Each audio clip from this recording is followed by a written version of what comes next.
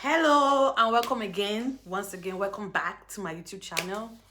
I'm doing this other video also because somebody reached out to me also asking me about the NVC stage and evidence needed. So let me just go straight to the point because I don't want to waste time. So if somebody reached out to me, another different person, two actually different people, telling me about the fact that I should let you guys know that they are still working. It's just backlogged by 1 year from the NVC stage though. And it's also backlogged by 1 year from the USCI stage here in America. So just if you're going to do K-1 petition, no, for now it's a 2-year process before you will come to America. Please spread this news in case of anybody that wants to start the process. It's 2 years, 1 year before your petition will get approved, and then 1 year before you get to go for your interview. So when your petition is approved and it gets to NVC stage, it will take 1 year before it to get to the embassy. Is it 1 year?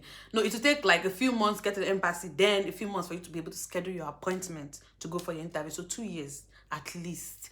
I don't know what is going to happen in the next couple of years, but I just said I should put this out here because people have reached out to me telling me about it. Somebody reached out to me, I even gave me the full description of what it is, how it is right now.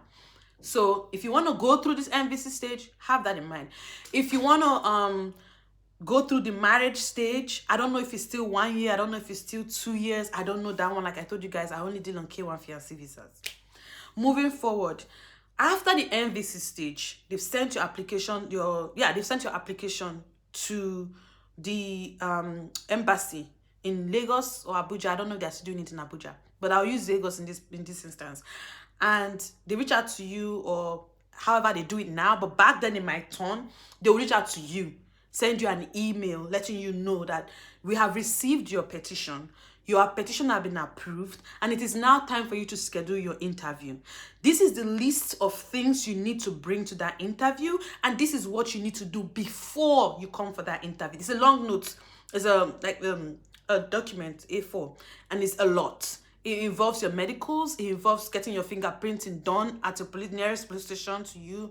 It involves getting yourself ready for the interview and evidences that you will need to bring to the interview. That document is very important. That is the document that NVC will send to you, telling you this is what is happening in your case now and moving forward. I don't know, a lot of things has changed. This is my 5th year in America, or going to 5 years in America, and ultimately going to 5 years I have done my process. A lot has definitely changed. Some people tell me stuff, some people don't tell me stuff. So I don't really know. So my point I'm trying to make is, this is the general knowledge that I'm giving out. It might not be specific to the nitty-gritties. I'm not giving anybody details. The document I'm talking about might not be the same document that you will receive, but I know for a fact you need to have a medical. Even here, you need to have a medical, and you also need to take a fingerprint. So that one is everywhere, all around the world. That's universal. So basically in this stage, I'm just advising you based off of a universal knowledge. Thank you for understanding. Moving forward, now, how do you get your medicals and how do you get your fingerprinting? I've done these videos. Go back to my old videos, you're gonna see them, but I'm still gonna say it again because I like talking, like some people say. Your medicals, like I told you, they have that long list of documents they gave to you. You're going to find everything in there. They are even, in that document, there's a place where they advise you. They give you like 3 options of hospitals where they advise you to go and do your medicals, because those are the hospitals that work with the United States of America. And they're in Lagos. So you will choose the one that works for you, depending on the price, proximity, and the way they are, their credibility. Price, proximity, and credibility. You check those things, tick them off for the hospital that works for you, and you use them. My time, I don't want to put any figures to it, but it cost me from 80,000 to 120,000 to do my medicals. Now, I know for a fact it's going to be like 250,000 or 200,000. That one is a fact.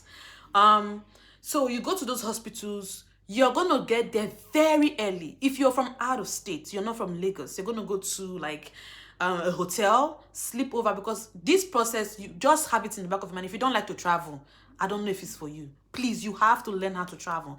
You will have to be traveling like back and forth. If you have family, moving with them in Lagos, because the process takes like 3 or 4 months before your interview day. Like after you've scheduled your interview and you've done everything and you're ready to go, it takes time. So you have to be traveling. So for me, it took me like 3 months for my process, but now, like I said, it's 1 year. You go to the medical center, you take your tests. You are not supposed to see the results. They will call you another day and tell you to come and take your results. So you will go back again and then you pick up your results. Then you go to the police station and then you make a police report. Basically, they'll take your fingerprints to run your data in the system to see if you've committed any crime in the past or if you've been ever arrested. You do that one. Mine came out like in 10 to 15 minutes. I did it in Lagos and I paid 500 naira. I know for a fact now that must have doubled, if not tripled, if not times 10. So have that in mind. And also going to the police station, you also have to get a place. I think it was in Aja that I went to. I don't even remember. I went to the police headquarters, the main one, like the division, whatever they call it, the main police headquarters. That's where I went to. And I stayed in a hotel, in an Indian hotel, a hotel owned by an Indian man, close to that place. And yeah, there's something else I wanted to put out here.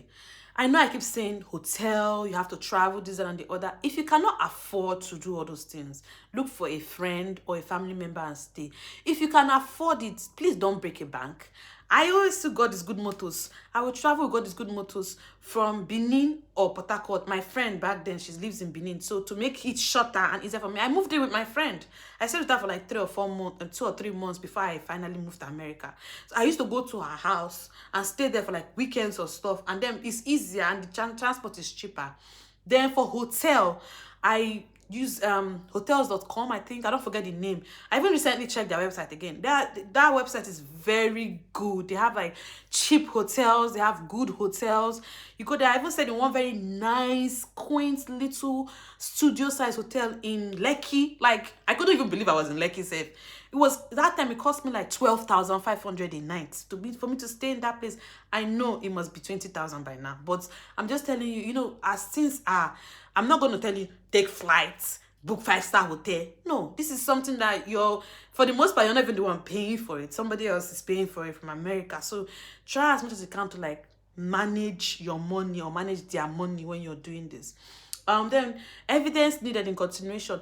All the documents you used, not you, but your petitioner used to file your application, let them scan it. Like I told you guys, they should always make like 3 copies. Let them scan it and make those copies and send to you. Those are the evidence you need. Then on your own, you've gotten the medicals, you've gotten the police report, you print out pictures. It will be better if they always come to Nigeria, or if you guys meet in a mutual country, say South Africa, Cameroon, Ghana, different countries. If you guys can meet in any of these countries multiple times, your chances of getting approved at that interview escalates. It increases. Because what they want to see is that you actually have a relationship. So you get those documents from them. You get proof of communication. Somebody reached out to me yesterday again asking about proof of communication. WhatsApp is not proof of communication. I've said this thing several times. You can use it though. I'm not saying, because if you work for one person but you not go work for another person, to be very sure that your thing is going to be approved, I always give you the right thing you should use. The one that you will use and they will not be like, they don't have anything to say. Basically, phone calls. Please, ain't no way that your spouse or your fiancé will not call you. I don't understand. That relationship is fake. Ain't no way they will not be hearing your voice. Even if it's WhatsApp call, it's still a call. Print it out. It's call. Listen, I said WhatsApp communication in terms of chats is useless. To me, I said it's useless. I took it, but when I went to the interview, she threw it away. It's useless. The best thing is calls, emails.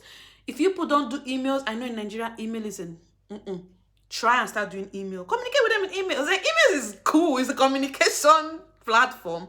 Emails, chats from like social media platforms like Facebook and Instagram.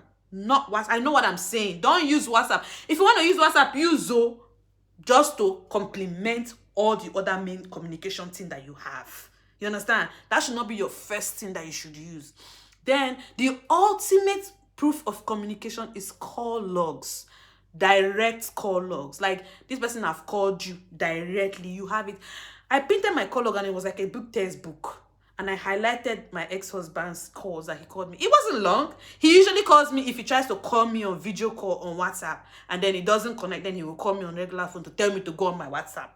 You understand? But the fact that he calls multiple times is proof. That's the one she took. The girl that interviewed me. My caller, she asked me, do you have a call log from your service, your courier service? Then in MTN, I said, yes, I do. And I brought it out. You have to be extra prepared. Call logs is like the number one. Then WhatsApp calls, video calls, number two. Chats from emails, WhatsApp call and video call chat, those are number two. Then chats, if you want to have chats on WhatsApp, which is normal for a lot of us in Nigeria, you add that one too to complement it. I'm saying this because you don't want to receive another RFE. They do give RFE in interviews, which is they need more evidence to supplement what you already have. It happened to me. I had proof that this man was divorced for years, but simply because I did not have the actual document that states the dissolution, the judgment of dissolution, the dissolution of judgment, that particular one, just that one single document, they gave me an RFE right there. They approved me, but she told me you have to go back and bring this thing, or send him to bring it in the next 3 hours so that I can, when he send it, you can go send your passport and then I can stamp your passport for you. She told me. So I know what I'm saying. That's why I always make sure I tell you people to bring the main evidence, the one that they don't have anything to say. Then if you want to add other ones, you can add other ones. You understand? So these are the evidences that you need. Remember your medicals, your proof of communication, all the document they use to file your petition. You need that because they'll be asking questions from it. Going to the police station to get records, you also need that. So thank you so much for watching. If you have any question, like I said, I've opened my Instagram for people. Since you put out allow me to rest, follow me on Instagram, ask me question, just engage. Thank you for the people that are always commenting and saying stuff. I really appreciate you guys. I really, really, really appreciate you. I appreciate my new followers. I appreciate everybody. Like, I'm really grateful that this platform is still alive. Basically, and it's growing. Let's not forget that one. I think that's it for now. The more questions you ask, the more content I have. Do not forget this. Thank you for watching and have a nice day. Bye bye.